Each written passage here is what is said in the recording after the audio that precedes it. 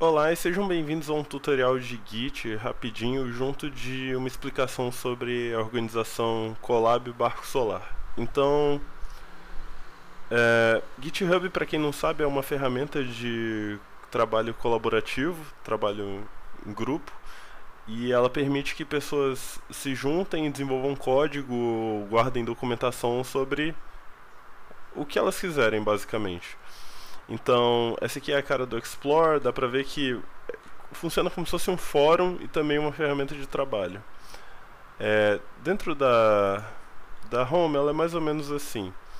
Ela tem aqui os repositórios que você já fez, ou participou, ou colabora, e também seus times e equipes que você participa. No caso, eu vou mostrar aqui o Colab Barco Solar. O Colab Barco Solar foi uma organização que eu criei com o intuito de reunir, documentar e abrir os circuitos e código das embarcações movidas a energia solar. Então, ela é majoritariamente composta por membros que competem em alguma equipe do Desafio Solar Brasil, porém qualquer um pode ver, contribuir, dar pitaco, fazer o que quiser com o que a gente desenvolver aqui.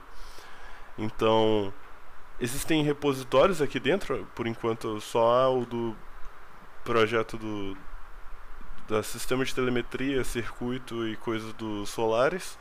Porém, isso está para mudar e depende de quem vir aqui para colaborar, é algo totalmente aberto. Então, dentro dos repositórios, o que é realmente um repositório? Ela é a coleção de pastas e documentos que, no caso desse sistema aqui, foi desenvolvido por uma equipe que compõe alguns códigos, firmware, várias coisas sobre uma das embarcações.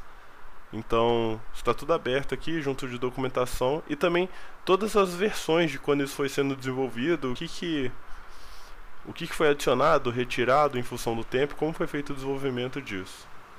Então dá pra ver aqui que também você pode reportar que existe algum erro, fazer sugestões e pull requests. Eu vou falar um pouquinho mais disso pra frente e ver mais algumas outras configurações aqui dentro.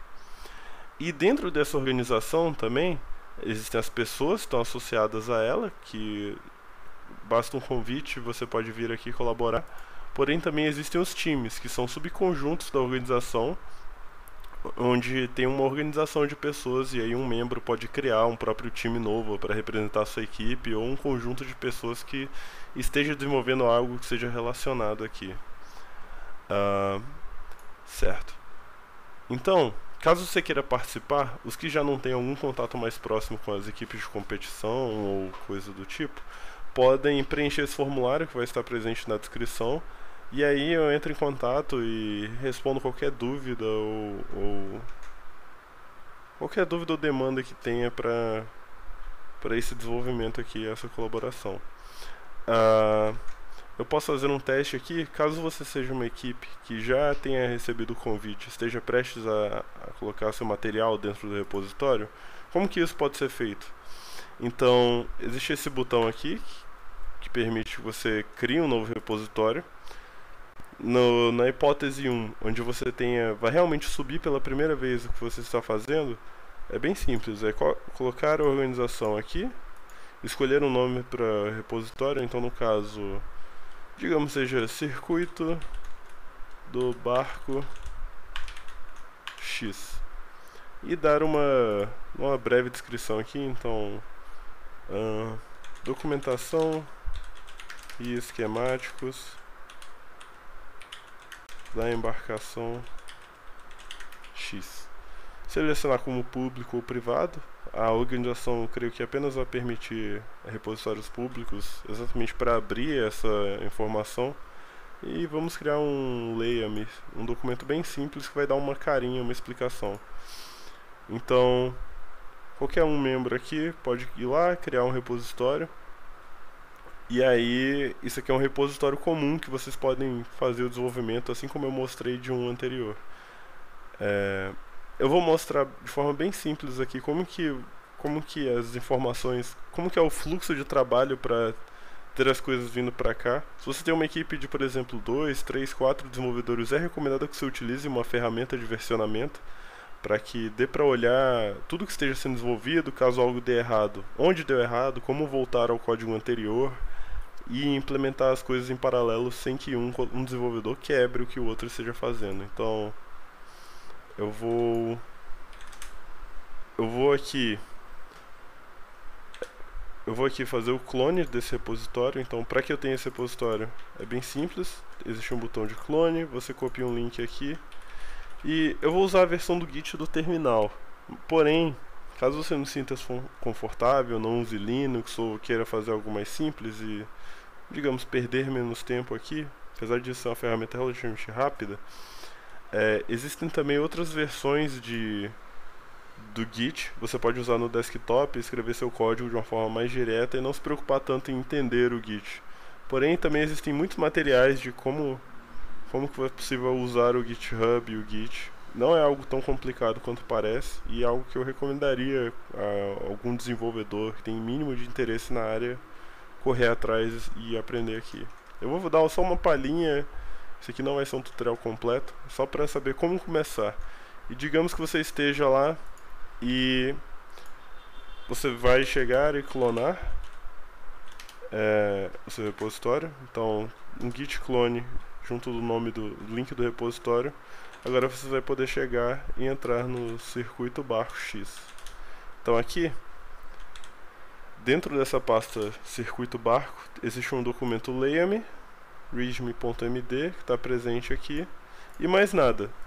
Porém, o que provavelmente você vai fazer caso tenha um repositório novo ou nunca tenha usado uma ferramenta é colar dentro dessa pasta aqui todos os códigos ou coisas que vocês tenham desenvolvido. O que eu recomendaria é, na verdade, fazer um repositório para cada ferramenta que você utilize. Então, um repositório onde você mostra o circuito e sua placa, um outro repositório com os códigos de programação disso, um outro repositório com a forma de visualização disso. Então, tudo isso separadinho e organizado. No caso, eu ainda tenho de fazer isso com o meu. Porém, já temos aqui o repositório clonado e digamos que eu queira adicionar um texto aqui, um arquivo. Eu vou só criar um arquivo bem simples aqui. Então, digamos, teste arquivo.txt e apenas dizer, esse é um arquivo de testes. No caso, eu escrever esse arquivo, ele está presente aqui, teste arquivo. E ele é apenas uma forma apenas uma exemplificação. Porém, o comando git status nos dá um retorno de como está a situação atual, do que a gente está desenvolvendo e como a gente está em relação ao repositório. Então aqui fala que tem alguns arquivos que não estão sendo seguidos, então você tem que atualizar o repositório. Uma forma bem simples de fazer isso é escrever git add, dar um ponto, então ele vai adicionar tudo que podia ser adicionado. E você pode perguntar o status novamente, ele vai falar, você está na branch tal, tá tudo certo, e você pode fazer, você pode fazer um commit nessa mudança que você fez. Então, vamos dar um git commit. É uma boa prática você escrever uma mensagem, então digamos aqui, primeiro arquivo inserido. Essas mensagens são para depois você saber o que você estava fazendo com a informação, o que você mudou naquilo. Digamos, você falar, mudei uma das variáveis de nome, para depois alguém, quando tiver um bug, por exemplo, puder olhar os commits e falar, o erro estava no commit tal, mudou essa variável de nome, eu tenho que mudar ela em algum outro lugar também. Então, vou perguntar o git status, fala que está tudo certo, não tem nada para fazer um commit. Então, ao fazer um commit, as informações ainda não vão para o repositório. É necessário fazer algo chamado push. Então, você tem que empurrar essa informação direto para lá. Então, eles vão pedir seu credenciamento, pedir a senha,